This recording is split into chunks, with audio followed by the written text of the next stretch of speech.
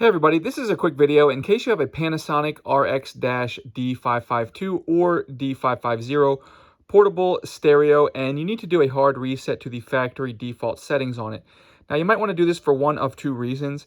If the Bluetooth is not connecting, or if it's not pairing with your devices or anything like that, or if you're having any issues where this thing is not working and that you're trying to troubleshoot, a hard reset can fix a lot of these issues.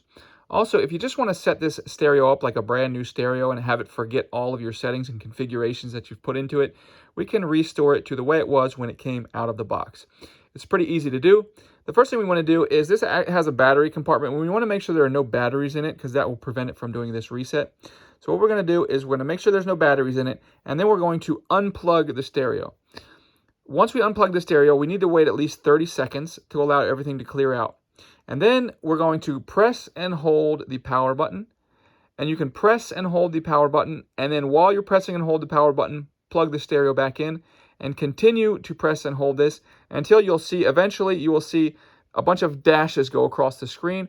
Once these dashes go across the screen, then you can let go, allow it to finish turning on, and it will turn back on in its original out-of-the-box factory default settings.